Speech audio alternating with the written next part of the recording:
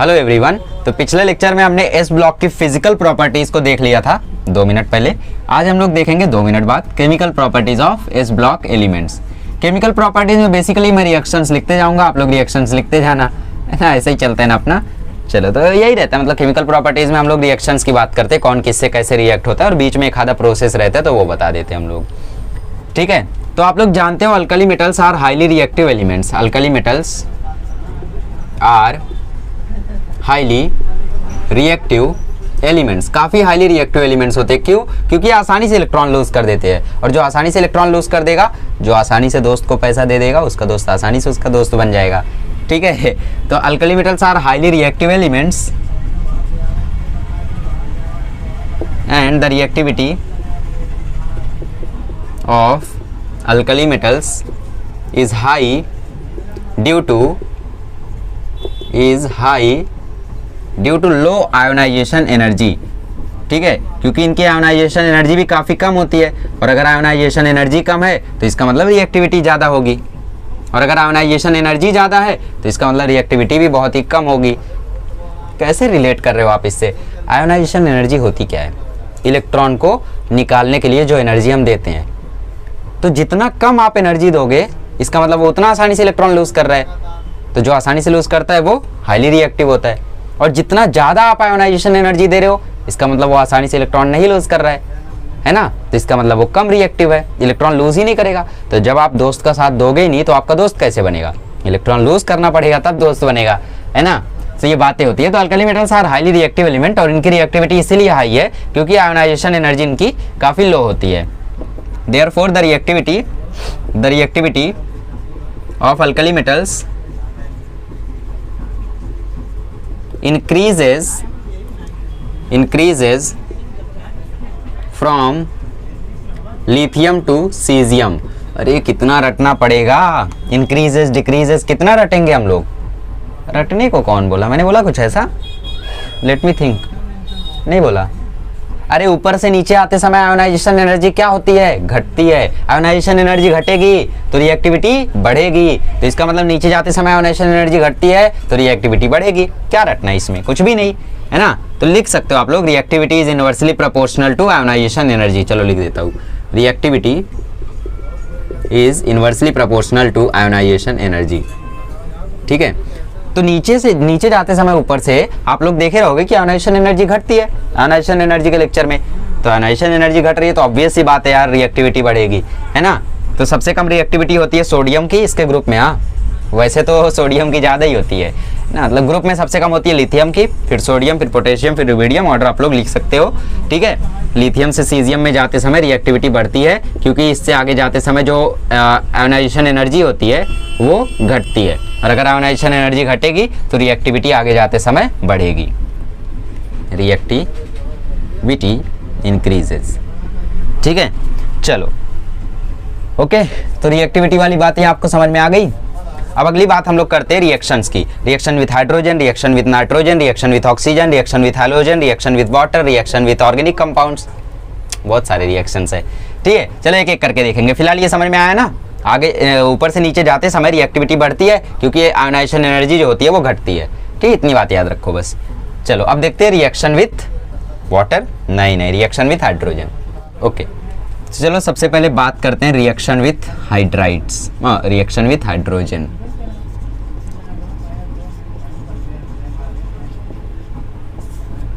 Alkali metals react with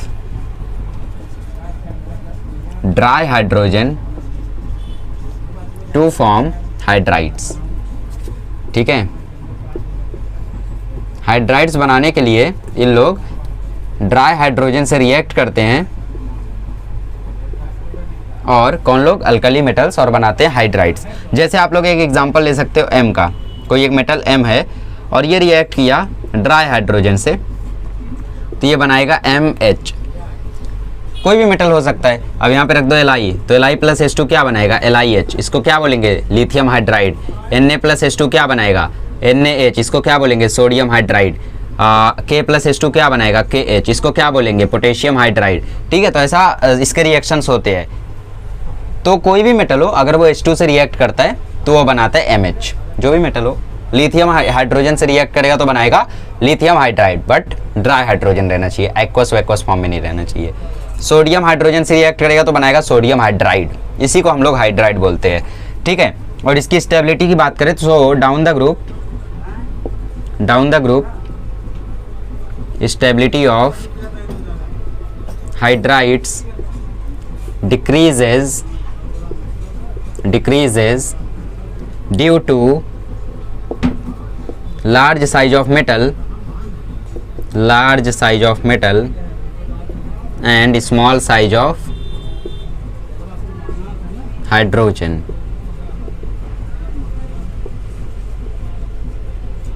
मतलब देखो hydrogen की साइज कितनी, इतनी, लिथियम की साइज कितनी, इतनी, तो ये दोनों जब रिएक्ट करेंगे तो स्टेबल रहेंगे ना भाई। मतलब जैसे अभी मैं 12th में हूँ तो मैं अपने 12th वालों के साथ दोस्ती करूँगा तो मैं स्टेबल रहूँगा, बट अभी सोडियम इससे बड़ा आ गया, तो ये हाइड्रोजन जब सोडियम के साथ दोस्ती करेगा, मतलब मैं डिग्री कॉलेज वाले स्टूडेंट्स के साथ दोस्ती कर दूँ, मैं स्टेबल रहूँगा? नहीं स्टेबल रहूँगा, है ना, मेरी जमेगी ही नहीं उनसे, मेरे क्लासमेट वो है ही नहीं, तो हाइड्रोजन और सोडियम की जोड़ी नहीं जमेगी। तो इसके वजह से नीचे जाते समय, क्योंकि इनकी साइज बढ़ती जाती है, इसलिए इनकी स्टेबिलिटी भी घटते जाती है, क्योंकि हाइड्रोजन छोटा सा और सोडियम, फिर पोटेशियम और बड़ा, फिर रुबिडियम और बड़ा, सीजियम और बड़ा, है ना, तो इसके वजह से इनका जो स्टेबिलिटी होता है वो घटते जाता है नीचे जाते समय। तो सबसे ज़्यादा स्टेबल कौन? LiH, फिर कौन? NaH, फिर कौन? KH, फिर कौन? RBH, फिर कौन? CSH, फिर कौन? RBH। RBH की बात नहीं करनी है आपको, सॉरी FRH की बात आपको नहीं करनी है, ठीक है। तो ऑर्डर भी लिख सकते हो, LiH is most stable, then NaH, फिर KH, फिर RBH, फिर CSH, ठीक है।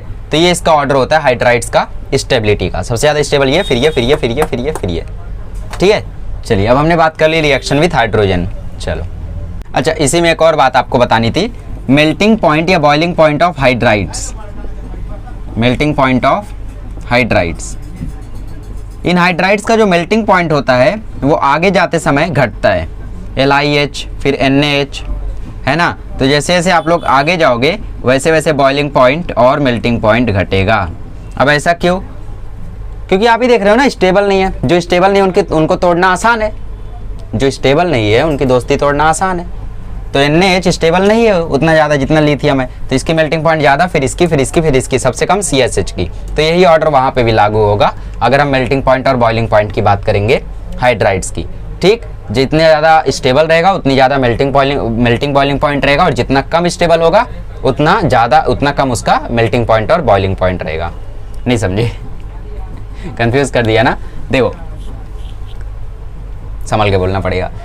जैसे जैसे आप लोग नीचे जाओगे वैसे वैसे स्टेबिलिटी घटती है साइज के वजह से, है ना, साइज मैच नहीं करता दोनों का।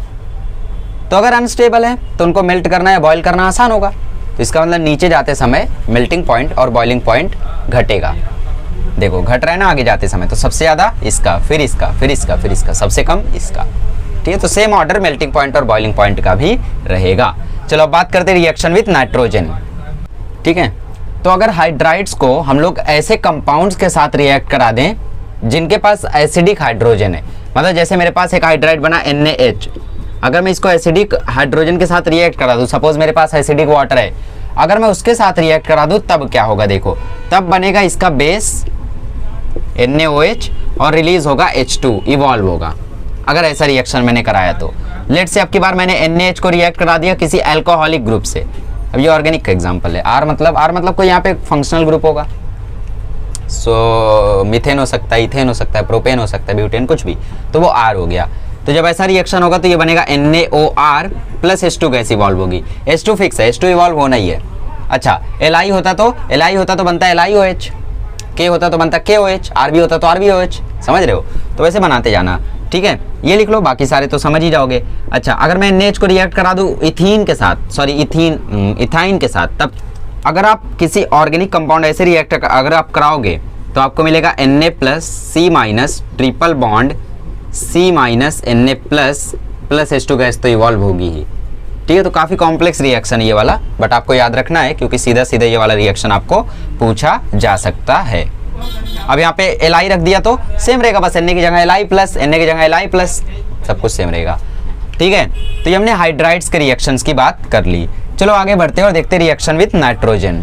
चलिए अब हम लोग देखते हैं रिएक्शन विथ नाइट्रोजन। तो काफ़ी इजी है, इसमें एक ही है बस जो नाइट्रोजन से रिएक्ट कर सकता है और वो है लिथियम। बाकी सारे रिएक्ट नहीं कर सकते। क्यों नहीं कर सकते? साइज़ का मैटर है।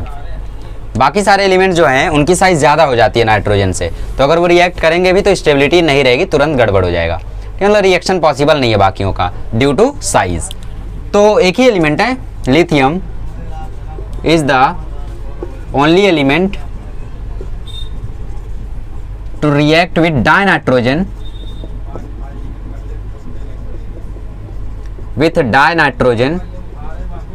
एंड, ठीक है, डाइनाइट्रोजन मतलब N2 के साथ, ठीक है, डाइनाइट्रोजन के साथ रिएक्ट कराएगा और बनाएगा नाइट्राइड। नाइट्राइड बोले तो N3- आयन। ठीक है, कैसे देखो, Li यहाँ पे था और यहाँ पे था N2। जब ये लोग रिएक्ट करेंगे तो यहाँ पे बनेगा Li प्लस और प्लस N3-। ठीक है, इसको हीट देना पड़ेगा, इतना आसानी से रिएक्शन पॉसिबल नहीं होगा। ठीक है, तो नाइट्रोजन को 3 इलेक्ट्रॉन चाहिए रहते थे, तो इसके ऊपर आ गया -3 का चार्ज। सोडियम लिथियम एक ही इलेक्ट्रॉन लूज करता है, तो एक लिथियम 3 लिथियम एक नाइट्रोजन के साथ कंबाइन होंगे, एक नाइट्रोजन के साथ 3 लिथियम कंबाइन होंगे। तो इसका मतलब इसका रिएक्शन कैसा आएगा? इसका अगर हम क्रॉस कराएं तो इसका रिएक्शन आएगा Li3n। नहीं समझा? देखो नाइट्रोजन को कितने इलेक्ट्रॉन चाहिए रहते हैं फुलफिल होने के लिए? 3, 5 रहता है उसके पास, 5 रहते हैं। ठीक है, अरे कार्बन से पहले आता है ना, ठीक है, कार्बन के बाद आता है जस्ट, तो उसके पास 5 रहता है वैलेंस शेल में, वैलेंस शेल में उसके 5 रहता है और उसको 3 चाहिए रहता है। तो लिथियम तो एक ही इलेक्ट्रॉन लूज कर सकता है, तो 3 लिथियम आएंगे, इसीलिए Li3 एक नाइट्रोजन के साथ कंबाइन होंगे, इसीलिए N1। ठीक है, तो Li3n। अच्छा, अगर मैं N3- आयन को यहाँ से उठा लूँ और मैं इसको रिएक्ट करा दूँ H2 के साथ, सॉरी H+ आयन के साथ, N3- आयन को अगर मैं H+ आयन के साथ रिएक्ट करा दूँ तो ये बना देगा अमोनिया। देखो ना क्रॉस, एक हाइड्रोजन है और हाइड्रोजन तो एक ही इलेक्ट्रॉन ले सकता है ना, तो मतलब यहाँ पे 3 हाइड्रोजन को आना पड़ेगा, क्योंकि नाइट्रोजन को 3 इलेक्ट्रॉन चाहिए, तो हाइड्रोजन तो एक ही इलेक्ट्रॉन दे सकता है, तो 3 हाइड्रोजन को आना पड़ेगा, तो इसलिए NH3, इसको बोलते हैं हम लोग अमोनिया। तो इससे फॉर्मेशन हो जाएगा NH3 का। फर्दर अगर हम लोग Li3n को रिएक्ट करा दें H2O के साथ, तो ये आपको दे देगा LiOH plus NH3, lithium hydroxide और अमोनिया, इसका फॉर्मेशन हो जाएगा। तो रिएक्शन समझ में आया? सिर्फ लिथियम ही रिएक्ट कर सकता है और कोई रिएक्ट नहीं कर सकता नाइट्रोजन से, साइज का मैटर हो जाता है। ठीक है, तो ये था रिएक्शन विथ नाइट्रोजन। अब चलो देखते हैं रिएक्शन विथ वाटर, काफ़ी इजी है वो। चलिए अब देखते हैं reaction with water.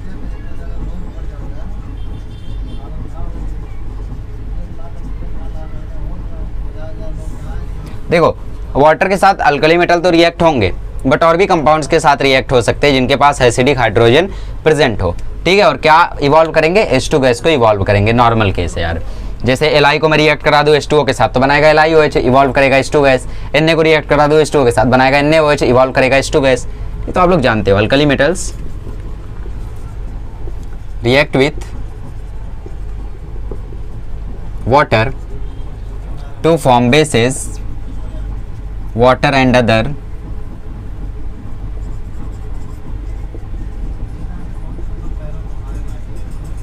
other compounds containing acidic hydrogen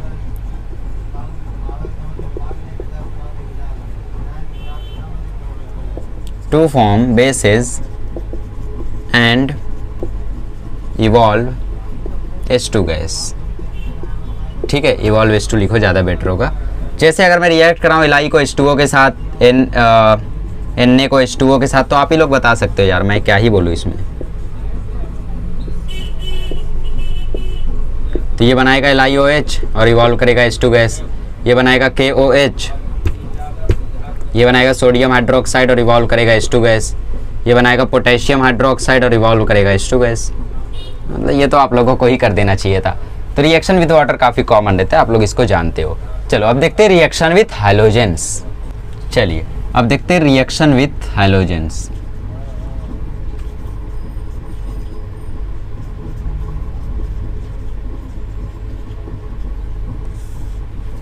alkali metals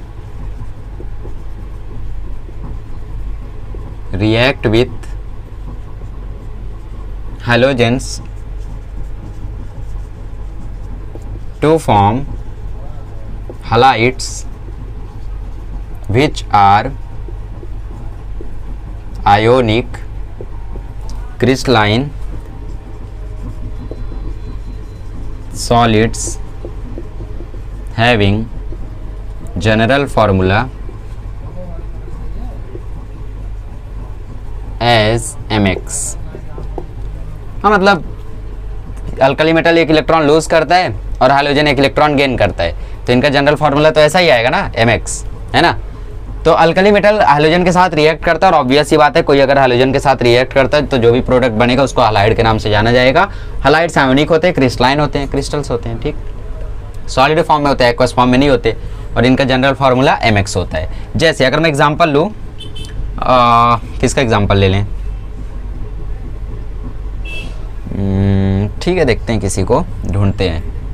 fluorine के नीचे क्लोरीन है, चलो सोडियम क्लोरीन।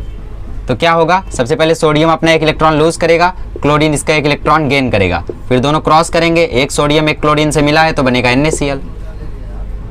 समझ रहे हो, पोटेशियम प्लस Cl। तो सबसे पहले पोटेशियम अपना एक इलेक्ट्रॉन लूज करेगा, क्लोरीन इसका एक इलेक्ट्रॉन गेन करेगा, दोनों में क्रॉस होगा, बनेगा KCl, एक पोटेशियम एक क्लोरीन। ठीक है, तो इनका जनरल फार्मूला भी लिख लो, M plus X minus gives out MX, या फिर M plus X is equal to M plus X minus gives out MX। ठीक है, तो हाइड्रोजन्स के साथ जब भी लोग रिएक्ट कराएंगे तो ऑब्वियस ही बात है स्टेबल तो रहेंगे, क्योंकि साइज सेम ही होगी, सोडियम की साइज क्लोरीन की साइज में ज़्यादा डिफरेंस नहीं है ना, तो साइज भी इनकी सेम होती है, तो लगभग स्टेबल भी होते हैं सारे के सारे। बनाते हैं हलाइड्स जो कि आयोनिक होते हैं, क्रिस्टलाइन सॉलिड्स होते हैं, और जनरल फार्मूला इनका MX होता है। M बोले तो कोई मेटल, X बोले तो कोई हाइड्रोजन। अच्छा, हाइड्रोजन किसको बोलते हैं यार, ग्रुप 17 के एलिमेंट्स को। ठीक है, X कौन है, हाइड्रोजन, ग्रुप 17 के एलिमेंट का कोई भी एलिमेंट, ग्रुप 17 का कोई भी एलिमेंट, जैसे फ्लोरीन, क्लोरीन, ब्रोमीन, आयोडीन, ये सारे। तो बाकी सारे रिएक्शन भी ऐसे ही करा सकते हो, उसको रटना थोड़ी है आपको, है ना, समझ गए हो ना आप। कोई भी रिएक्शन आपको दे दूँ, जैसे मैं बोल दूँ Na प्लस F, NaF, बात खत्म, है ना, और आपको दे दूँ Na प्लस Br, तो बन जाएगा NaBr, बात खत्म। ठीक है, चलो आगे बढ़ते हैं, अब देखते हैं रिएक्शन विथ नॉन मेटल्स। चलिए अब देखते हैं रिएक्शन विथ नॉन मेटल्स।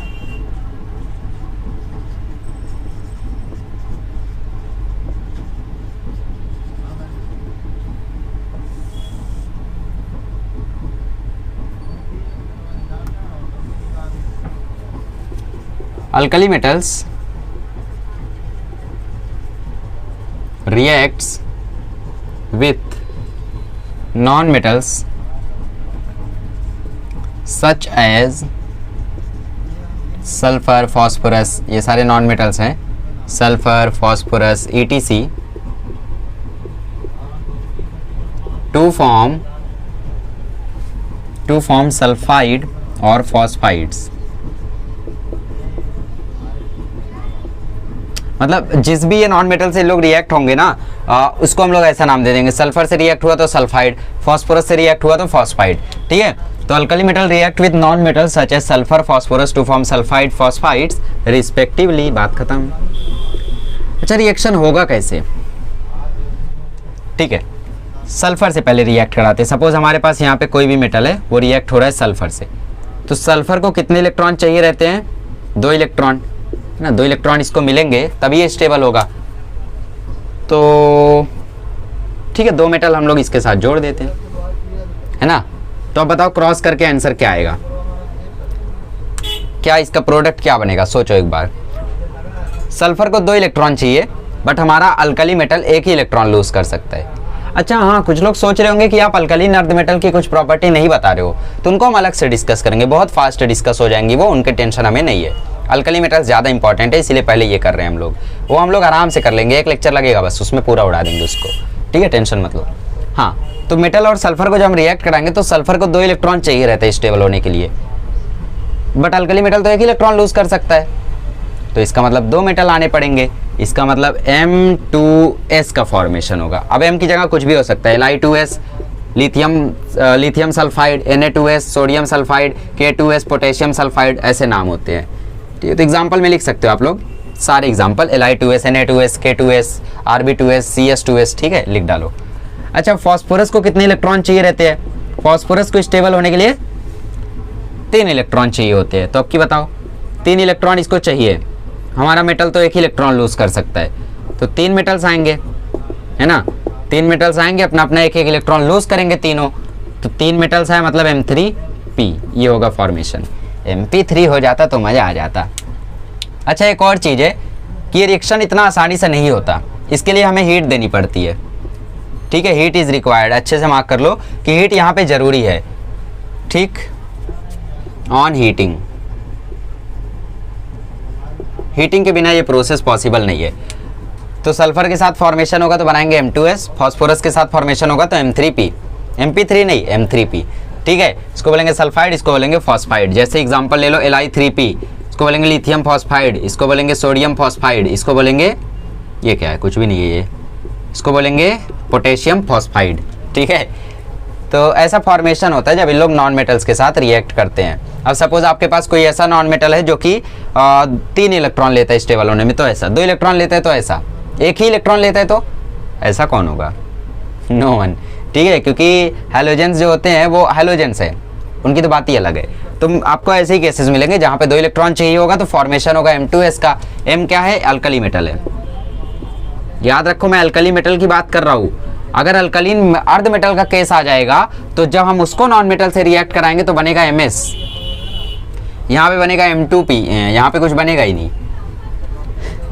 इसलिए मैं उसको नहीं बता रहा हूँ, क्योंकि अगर मैं अभी उसको बताना चालू कर दूंगा ना तो आप कंफ्यूज होना शुरू हो जाओगे फिर। इसलिए मैं पहले अल्कली मेटल्स को खत्म कर रहा हूँ, क्योंकि तब उसको मैं पढ़ाऊंगा ना आप लोग समझते जाओगे, बोले अरे ये तो आता है, स्किप करता हूँ, खत्म हो जाएगा वो। ठीक है, ऐसा क्यों होगा? क्योंकि अल्कलीन अर्ध मेटल 2-2 इलेक्ट्रॉन लूज करते हैं और सल्फर को चाहिए भी 2, तो 2 इलेक्ट्रॉन लूज किया, 2 इलेक्ट्रॉन इसने ले लिया तो MS बनेगा ना, बट इसने 1 ही इलेक्ट्रॉन लूज किया था तो 2-2 मेटल को लाना पड़ा। खैर छोड़ो, बाद में बातें करेंगे इनकी हम लोग, फालतू बातें हैं। समझ में आया? M है कोई अल्कली मेटल, S है सल्फर, इसका जब फॉर्मेशन होगा तो बनेगा सल्फाइड और फॉस्फाइड। ये फेमस एग्जांपल्स है, इन्हीं से क्वेश्चन आएगा, अगर आएगा तो। कैसा क्वेश्चन आएगा? रिएक्शन दे देगा आपको, है ना, और आपको बोलेगा प्रोडक्ट लिखो, में भी आ सकता है बोर्ड में, JEE नीट में एक्सपेक्ट मत करना। चलो लास्ट देखते हैं, रिएक्शन विथ ऑक्सीजन। वाह वाह, लास्ट टॉपिक आ गया। फिर इतना लंबा कैसे हो गया वीडियो? अरे ऑक्सीजन वाला काफ़ी लंबा है, उसमें हमें 3-4 केसेस देखने हैं। चलो देखते हैं। चलिए अब देखते हैं reaction with oxygen.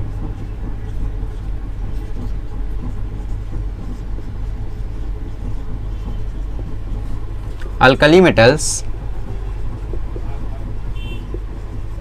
react with air to form different kind of oxides। अच्छा, मैंने आपको बहुत सारे ऑक्साइड्स के टाइप बताए थे जब मैं आपको रेडॉक्स रिएक्शन पढ़ा रहा था, कोई नहीं, रिवाइज करेंगे। देखो 3 टाइप के ऑक्साइड्स होते हैं अपने पास, एक O2- जिसको हम बोलते हैं नॉर्मल ऑक्साइड, है ना, और एक होता है हम लोगों का O2- जिसको हम बोलते हैं परऑक्साइड। सॉरी गाइस, थोड़ा बहुत आवाज़ रहता है, अब समझ सकते हो, क्या कर सकते हैं ना। और एक होता है O2- सिंगल, इसको बोलते हैं सुपर ऑक्साइड। कहाँ, आपने तो नहीं बताया था, याद करो जब मैंने आपको कैलकुलेशन करना सिखाया था, मैंने बोला परऑक्साइड लिंकेज। अच्छा, इसका जरा ऑक्सीडेशन नंबर मुझे बताओ। इसका ऑक्सीडेशन नंबर है X = टोटल चार्ज, चार्ज कितना है? -2, तो इसका ऑक्सीडेशन नंबर है -2 का। जिसका ऑक्सीडेशन नंबर -2 होता है वो होता है नॉर्मल ऑक्साइड। 90% केसेस में यही होता था रेडॉक्स में, और जहाँ ये नहीं होता था वहाँ हमसे कैलकुलेशन में गलती हो जाती थी। इसको बोलते हैं परऑक्साइड। इसका ऑक्सीडेशन नंबर निकालो तो 2 ऑक्सीजन है, एटम है, मतलब 2x, और चार्ज भी -2 है, मतलब इसका x आया -1, तो इसीलिए हम लोग इसको बोलते थे परऑक्साइड। एक ऑक्साइड पे एक नेगेटिव चार्ज, ठीक है। ऐसा नहीं है, परऑक्साइड इसका नाम है, ठीक है। सुपर ऑक्साइड 2x, 2 ऑक्सीजन है, =-1, तो इसका x आएगा -1/2, तो -1/2 जिसका आता था उसको हम बोलते थे सुपर ऑक्साइड। तो ये टाइप्स होते हैं ऑक्साइड्स के, पहला नॉर्मल ऑक्साइड, फिर पर ऑक्साइड, फिर सुपर ऑक्साइड। अब बात ये करनी है कि अल्कली मेटल्स कब रिएक्ट होकर पर ऑक्साइड बनाएंगे, कब रिएक्ट होकर सुपर ऑक्साइड बनाएंगे, और कब रिएक्ट होकर नॉर्मल ऑक्साइड बनाएंगे। So let's see alkali metals. चलो अल्कली मेटल्स ऐसे लिखो, व्हेन सॉरी थोड़ा सा गड़बड़ हो गया होगा। एक काम करो, कैंसिल मत करो, कर दिया। नोट्स बनाने वालों की हालत ख़राब। इफ़ लगा लेते हैं यहाँ पे, वो भी चलता। व्हेन अल्कली मेटल्स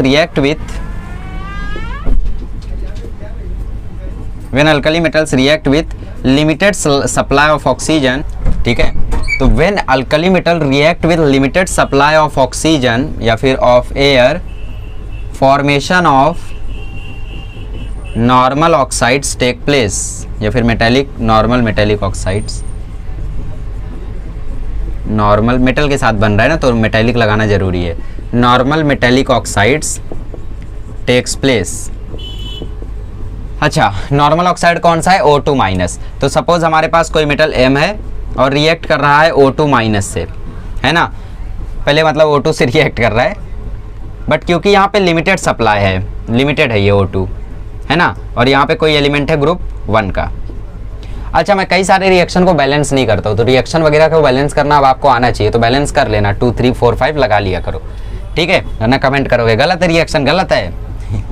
जब इसको हम लोग रिएक्ट कराएंगे विथ हीट, तो ये नॉर्मल ऑक्साइड है, मतलब ये बन जाएगा O2 माइनस, है ना, तो 2 ऑक्सीजन को 2 इलेक्ट्रॉन चाहिए, पर अल्कली मेटल तो एक ही इलेक्ट्रॉन लूज कर सकता है, तो मतलब यहाँ पे 2 मेटल्स आएंगे, है ना, तो 2 मेटल्स आएंगे। तो जब 2 मेटल्स एक ऑक्सीजन के साथ रिएक्ट करेंगे तो बनाएंगे M2O। आपने सुना होगा Li2O, Na2O और K2O, Rb2O नहीं सुना होगा, ये नहीं सुना होगा, बट ये सुना होगा 10वीं तक, है ना। अच्छा, अगर हम अल्कलीन अर्थ मेटल की बात कर लें तो उसमें आपने देखा होगा लिखा रहता है CaO और MgO, उसमें Ca2O Mg2O नहीं लिखा होता है। ऐसा क्यों? ऐसा इसलिए क्योंकि alkaline earth metal 2 electron lose करते हैं और ऑक्सीजन को चाहिए भी 2 इलेक्ट्रॉन, तो 2 उसने लूज किया, 2 इसने ले लिया, तो बाकी मेटल को आना ही नहीं पड़ा, तो इसलिए एक Ca एक ऑक्सीजन, एक कैल्शियम एक ऑक्सीजन, एक मैग्नीशियम एक ऑक्सीजन, तो वहाँ पे ऐसा फॉर्मेशन होता है। खैर इसको हम लोग बाद में डिस्कस करेंगे, बट थोड़ा बहुत आपको बताते रहता हूँ, क्योंकि इससे क्या होगा, आप जब टेक्स्ट बुक खोलोगे ना तो बीच बीच में आता ही रहेगा ये। मतलब टेक्स्ट बुक में आपने ऐसा दिया, पहले ग्रुप 1 का प्रॉपर्टी, फिर ग्रुप 2 का, फिर ग्रुप 1, फिर ग्रुप 2, तो थोड़ा सा गड़बड़ है, फिर भी चलता है, सबकी अपनी अपनी सोच रहती है। क्या क्या बातें करने लगे हम। देखो, अगर नॉर्मल ऑक्साइड के साथ रिएक्ट करेगा, नॉर्मल ऑक्साइड के साथ कब रिएक्ट करेगा? जब लिमिटेड सप्लाई होगा एयर का। तो लिमिटेड सप्लाई में जब अल्कली मेटल नॉर्मल ऑक्साइड से रिएक्ट करेगा तो बनाएगा M2O। कैसे बनाएगा? क्योंकि ऑक्सीजन को 2 इलेक्ट्रॉन चाहिए रहते हैं स्टेबल होने के लिए, बट अल्कली मेटल तो एक ही इलेक्ट्रॉन लूज कर सकता है, तो 2 मेटल्स आ गए, ये रिएक्ट किया, आया M2O। इसके example Li2O, Na2O, K2O, Rb2O। ठीक है, आई होप आपको ये समझा। चलो अगला देखते हैं, पर ऑक्साइड कब बनेगा। चलो अब असली कहानी। However, when alkali metals are treated with excess supply of air,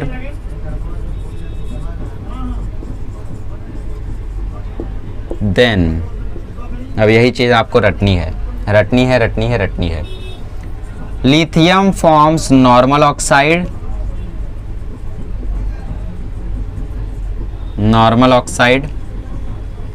sodium forms peroxide, रटनी है, sodium forms peroxide, lithium forms normal oxide, whereas कौन बचा? Potassium and rubidium and caesium forms क्या बनाएंगे? सोचो, caesium forms super oxide, सही सोचा आपने, in the form of MO2। चलो अब एक एक रिएक्शन का एक्सप्लेनेशन देखते हैं। सबसे पहले इसमें बोला है कि लिथियम को आप लोग लिमिटेड सप्लाई में ट्रीट करो या फिर एक्सेस सप्लाई में ट्रीट करो, मतलब लिथियम को ज़्यादा ऑक्सीजन दे दो या कम ऑक्सीजन दे दो, मतलब लिथियम को आप लोग यहाँ पे रिएक्ट कराओ। खैर रिएक्ट कराने के लिए आपको हीट देना पड़ेगा। सपोज मैं यहाँ पे लिथियम को बर्न कर रहा हूँ, ठीक है, और यहाँ पे बहुत सारा ऑक्सीजन है, फैला हुआ है, ठीक है, तो जब भी लोग रिएक्ट होंगे, जैसे लिथियम को मैंने रिएक्ट कराया तो उसको थोड़ा सा एयर दो तो भी वो बनाएगा नॉर्मल ऑक्साइड, उसको पूरी हवा दे दो तब भी वो बनाएगा नॉर्मल ऑक्साइड।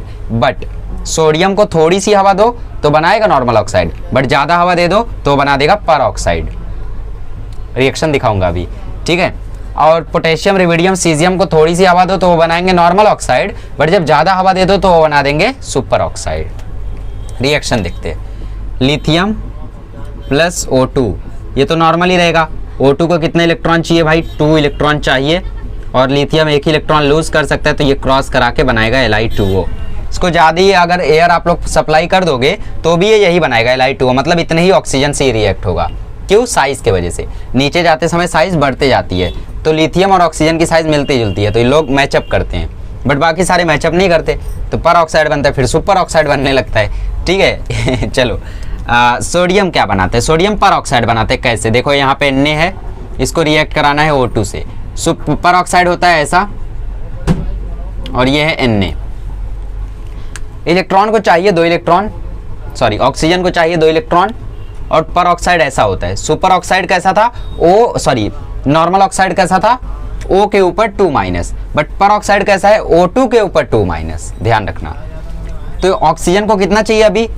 2 सोडियम चाहिए, क्योंकि एक सोडियम उसको 1 इलेक्ट्रॉन देगा, 2 सोडियम उसको 2 इलेक्ट्रॉन देंगे, तो 2Na plus O2 2- will give us Na2O2। अब यही डाउट आया होगा कि Na2O2 क्यों आया? क्योंकि यहाँ पे O2 के ऊपर 2- चार्ज है, बट जब पिछली बार हमने रिएक्ट कराया था Na प्लस O2 को तो रिएक्शन के दौरान इसके ऊपर सिर्फ नेगेटिव चार्ज था, O2-, यहाँ पे कुछ भी नहीं था, तो बना था Na2O। बट अब की बार यहाँ पर भी O2 है तो Na2O तो बन गया, बट ये 2 कहाँ गया?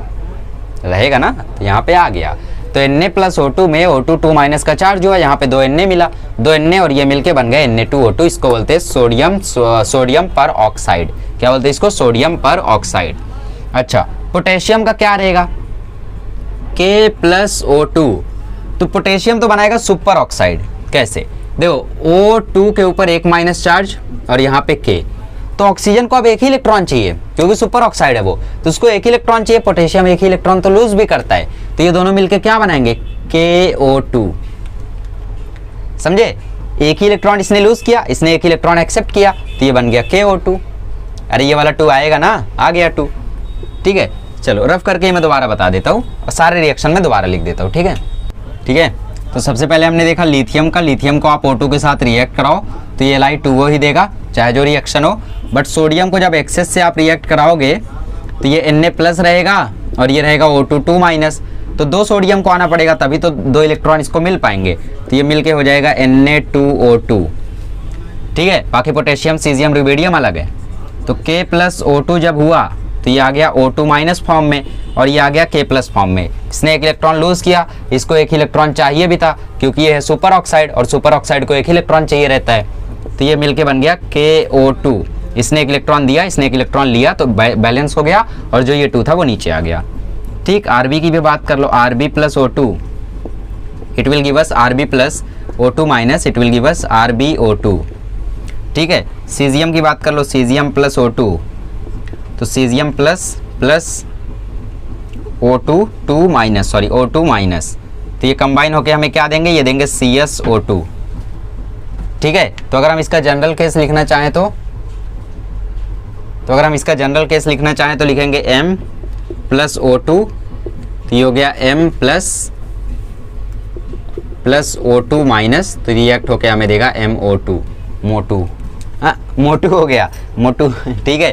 तो ये हमें मोटू मिलेगा और यहाँ पे रिएक्ट कराएंगे तो Na2O2 मिलेगा, मतलब M2O2 मिलेगा यहाँ पे, ठीक है। और स्पेशल केस कौन है? लिथियम। लिथियम देखो कई बार से स्पेशल केसेस दिखा रहे हैं ना, इसलिए एक ऐसा वीडियो आएगा जहाँ पे हम लोग लिथियम वगैरह की स्पेशलिटी को भी देखेंगे, एक्सेप्शंस भी देखेंगे इनके कई सारे, वो कंबाइंड वीडियो रहेगा NaOH के साथ, ठीक है। लिथियम ने देखो दोनों जगह पे सेम रिएक्शन दिखाया, सोडियम ने दोनों जगह पे अलग रिएक्शन दिखाया, एक जगह पे नॉर्मल ऑक्साइड बनाया, एक जगह पे पर ऑक्साइड बनाया। पोटेशियम ने एक जगह पे नॉर्मल ऑक्साइड बनाया, दूसरी जगह सुपर ऑक्साइड। सेम काम किया रुबिडियम और सीजियम ने। ऐसा क्यों किया? क्योंकि नीचे जाते समय साइज बढ़ जाती है और साइज बढ़ जाएगी तो इनकी इच्छा होगी हम लोग ऑक्सीजन के ज़्यादा अमाउंट से रिएक्ट करें, बट लिथियम की साइज उतनी है, वो यही अमाउंट से खुश है। बट ये लोग क्या चाहेंगे, लोग चाहेंगे पर ऑक्साइड से रिएक्ट करें। अच्छा, तो जैसे जैसे नीचे जाओगे आप लोग वैसे वैसे पर ऑक्साइड सुपर ऑक्साइड के साथ रिएक्ट करने की टेंडेंसी बढ़ते जाती है, इसलिए लोग सुपर ऑक्साइड से रिएक्ट करते हैं due to size factor.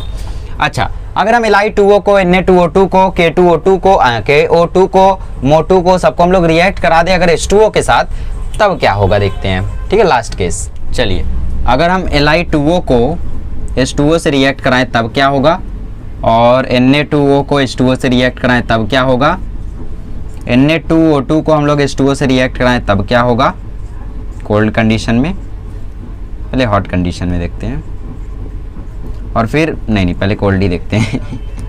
Actually hot वाला रिएक्शन एक स्टेप और जाता है, तो इसीलिए लास्ट में। फिर Na2O2 को H2O से रिएक्ट कराएं हॉट कंडीशन में, तब क्या होगा।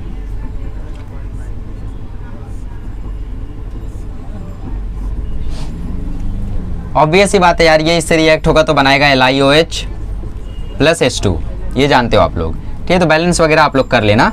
देखो ये क्या बनाएगा, ये बनाएगा NaOH प्लस H2, लिख लेना आप लोग, क्योंकि अभी आगे मैं लिख नहीं पाऊंगा। यहाँ तक तो केस नॉर्मल था, बट यहाँ पे आ गया आप सुपर ऑक्साइड, सॉरी पर ऑक्साइड का केस आ गया। अब रिएक्शन कैसे होगा सोचो। अरे जैसा किए थे वैसा कर दो, NaOH प्लस, अब चेंज हो जाएगा। अब तक H2 गैस इवॉल्व हो रही थी, क्योंकि यहाँ पे 2 ऑक्सीजन था, तो H2 गैस इवॉल्व हो जाती थी और एक ऑक्सीजन यहाँ आ जाता था। ठीक है, मतलब लिख ही देता हूँ, चलो प्लस H2 देखा है आप लोगों ने, H2 गैस इवॉल्व होती थी। बट यहाँ पे 3 ऑक्सीजन आ गया है, तो एक ऑक्सीजन यहाँ आया H2O2, ये चेंज आएगा आपकी बार। NaOH बना, तो इसमें एक Na गया, एक OH गया, फिर 2 हाइड्रोजन बचा, 3 ऑक्सीजन बचा, तो 3 में से 2 यहाँ आ गया। ये बैलेंस नहीं है मुझे पता है, तो बैलेंस आप लोग कर लेना, इतना कर सकते हो ना। चलो Na2O2 प्लस H2O अब की बार हॉट कंडीशन में जब कराएंगे सेम होगा, बस थोड़ा सा डिफरेंस आएगा। NaOH प्लस H2O2 तो होगा, बट क्योंकि ये हॉट कंडीशन है तो H2O अलग अलग हो जाएगा, H2O अलग हो जाएगा और ऑक्सीजन इवॉल्व कर जाएगा, बस यही फर्क होगा हीट की वजह से।